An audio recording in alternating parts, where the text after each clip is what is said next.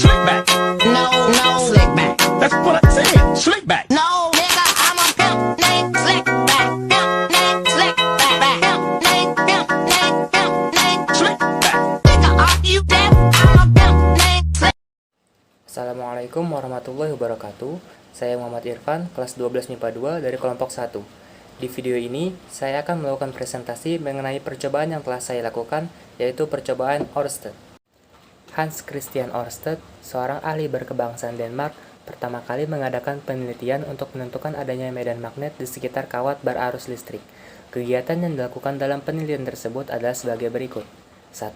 Kawat yang tidak dialiri arus listrik, magnet jarum sejajar dan segaris kawat. 2. Kawat dialiri arus listrik dari arah utara ke selatan, kutub U magnet jarum menyimpang ke kanan. 3. Kawat dialiri arus listrik dari arah selatan ke utara, kutub U dari magnet jarum menyimpang ke kiri terhadap arah aliran arus listrik. Percobaan Ørsted menunjukkan bahwa arus listrik menghasilkan gaya yang dapat memutar magnet yang ada di dekatnya. Besarnya gaya bergantung kepada kedudukan relatif antara arus dan magnet. Dari percobaan ini, Ørsted menyimpulkan bahwa di sekitar penghantar berarus listrik timbul medan magnet. Di video ini, saya akan membahas mengenai tujuan percobaan Ørsted, alat dan bahan yang diperlukan, langkah kerja, data hasil percobaan, dan kesimpulan. Tujuan dari percobaan ini yaitu 1. Menyelidiki medan magnet di sekitar kawat berarus. 2. Menyelidiki arah medan magnetik di sekitar kawat berarus. 3. Menemukan hubungan jarak dengan besar induksi magnetik. 4. Menemukan hubungan kuat arus dengan besar induksi magnetik. Alat dan bahan yang diperlukan: 1. Kabel. 2. Kawat sepanjang 25 cm. 3. Kompas 1 buah. 4. Baterai 3 buah. 5. Ampermeter 1 buah. 6. Aplikasi Gauss meter 1 buah. 7. Penggaris 1 buah. 8. Paku 2 buah. Dan 9. Palu 1 buah. Saya melakukan 3 percobaan dengan masing-masing tujuan yang berbeda. Percobaan yang pertama, untuk menyelidiki besar dan arah medan magnetik pada kawat berarus dengan arus dan jarak yang tetap. Percobaan kedua, untuk menyelidiki hubungan jarak dengan besar induksi magnetik. Dan percobaan yang ketiga, untuk menyelidiki hubungan kuat arus dengan besar induksi magnetik pada kawat berarus. Untuk langkah-langkah percobaan pertama, yaitu menyelidiki besar dan arah medan magnet pada kawat berarus lurus dengan arus dan jarak yang tetap. 1. Merangkai alat dan bahan. 2. Meletakkan kompas dan Gauss meter pada bagian bawah dengan posisi jarum kompas sejajar dengan kawat. 3. Menghubungkan kedua ujung kawat dengan satu baterai. 4. Mengamati simpangan yang terjadi pada jarum kompas dan angka yang ditunjukkan Gauss meter. 5. Mencatat menggambarkan arah simpangan jarum kompas, angka yang ditunjukkan Gauss meter dan ampermeter pada tabel percobaan pertama. 6. Ubah arah arus dengan menukar kedua ujung kutub baterai. 7. Mengamati simpangan yang terjadi pada jarum kompas dan angka yang ditunjukkan Gauss meter. 8. Mencatat dan menggambarkan arah simpangan jarum kompas, angka yang ditunjukkan Gauss meter dan ampermeter pada tabel percobaan pertama. Langkah-langkah pada percobaan kedua, yaitu menyelidiki hubungan jarak dengan besar induksi magnetik. 1. Mengulangi langkah percobaan pertama pada poin 1 sampai dengan poin 5 dengan merubah jarak kawat dan kompas atau Gauss meter sebanyak 3 kali pengulangan, yaitu 0,5 cm, 1 cm, dan 1,5 cm. 2. Mengamati simpangan yang terjadi pada jarum kompas dan angka yang ditunjukkan oleh Gauss meter. 3. Mencatat dan menggambarkan arah simpangan jarum kompas, angka yang ditunjukkan Gauss meter dan ampermeter pada tabel percobaan kedua.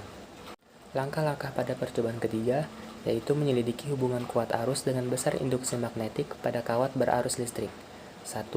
Mengulangi langkah percobaan 1 pada poin 1 sampai dengan poin 5 dengan mengubah arus dengan cara menambahkan baterai sebanyak 3 kali pengulangan. 2. Mengamati simpangan yang terjadi pada jarum kompas dan angka yang ditunjukkan oleh Gauss meter. 3. Mencatat dan menggambarkan arah simpangan jarum kompas, angka yang ditunjukkan oleh Gauss meter dan ampermeter pada tabel percobaan ketiga. Selanjutnya, data hasil percobaan. Pada percobaan pertama, yaitu untuk menyelidiki besar dan arah medan magnet pada kawat berarus listrik dengan arus dan jarak yang tetap. Jarak yang digunakan yaitu 1 cm dengan letak jarum berada pada bawah kawat berarus listrik. Dilakukan sebanyak 2 kali pengulangan. Pada pengulangan yang pertama, arah arus mengalir dari A ke B dengan kuat arus 0,4 ampere. arah penyimpangan jarum searah jarum jam, besar simpangan 4 derajat, dan besar medan magnet 62,7 mikrotesla. Pada pengulangan kedua, arah arus mengalir dari B ke A dengan kuat arus listrik 0,4 ampere, arah penyimpangan jarum berlawanan dengan arah jarum jam, besar simpangan 2 derajat, dan besar medan magnet 65,9 mikrotesla. Data hasil percobaan kedua yaitu untuk menyelidiki hubungan jarak dengan besar induksi magnetik. Dilakukan sebanyak 3 kali pengulangan dengan letak jarum berada pada bawah kawat berarus listrik. Pada pengulangan yang pertama, digunakan jarak 0,5 cm dengan kuat arus listrik 0,4 ampere, arah penyimpangan jarum berlawanan dengan arah jarum jam, besar simpangan 4 derajat, besar medan magnet 67,6 mikrotesla. Pada pengulangan yang kedua, digunakan jarak 1 cm dengan kuat arus listrik 0,4 ampere, arah penyimpangan jarum berlawanan jarum jam, besar simpangan 3 derajat, besar medan magnet 67,5 mikrotesla. Pada pengulangan ketiga, jarak yang digunakan 1,5 cm, arus listrik 0,4 ampere, arah penyimpangan jarum berlawanan jarum jam, besar simpangan 2 derajat, besar medan magnet 59,4 mikrotesla. Data hasil percobaan ketiga yaitu untuk menyelidiki hubungan kuat arus dengan besar induksi magnetik pada kawat berarus listrik. Dilakukan sebanyak 3 kali pengulangan dengan letak jarum berada pada bawah kawat berarus listrik. Pada pengulangan yang pertama, digunakan baterai 1 buah dengan kuat arus listrik 0,4 ampere, arah penyimpangan jarum berlawanan jarum jam, besar simpangan 3 derajat, besar medan magnet 61 mikrotesla. Pengulangan yang kedua, jumlah baterai yang digunakan 2 buah, arus listrik 0,8 ampere, arah penyimpangan jarum berlawanan dengan arah jarum jam, besar simpangan 4 derajat, besar medan magnet 67,6 mikrotesla. Pada pengulangan yang ketiga, jumlah baterai yang digunakan sebanyak 3 buah, arus listrik 1 ampere, arah penyimpangan jarum berlawanan dengan arah jarum jam, besar simpangan 5 derajat, besar medan magnet 75,1 mikrotesla. Dari percobaan pertama, dapat dilihat bahwa arah arus listrik memengaruhi arah induksi medan magnet. Saat arah arus listrik mengalir dari A ke B, arah simpangan jarum searah dengan jarum jam. Kemudian, saat arah arus listrik dibalik dari B ke A, arah simpangan jarum berlawanan dengan arah jarum jam.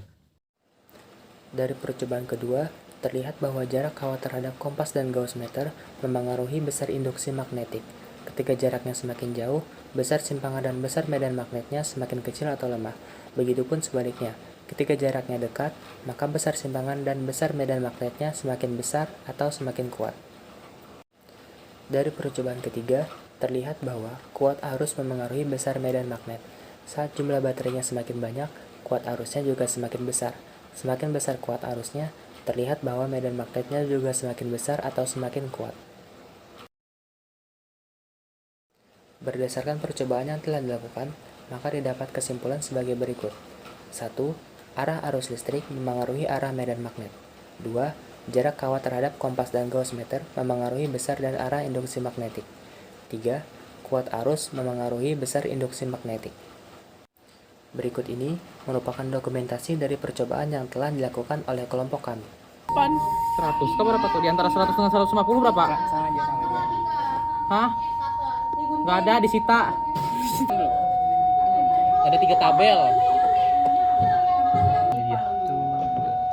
Paku tadi di lemari kali di Bandung. Iya. 54 tadi. 54 tapi? Iya dah. Anjir, guys. Nah, ininya yang cari. Ini tengah sama harusnya.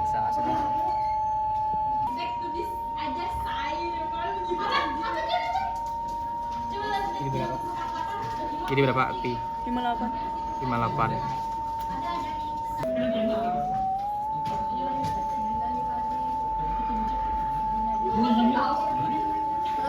Demikian tadi pembahasan mengenai percobaan Oersted yang telah kelompok kami lakukan. Jika ada kekurangan, mohon maaf. Terima kasih. Wassalamualaikum warahmatullahi wabarakatuh.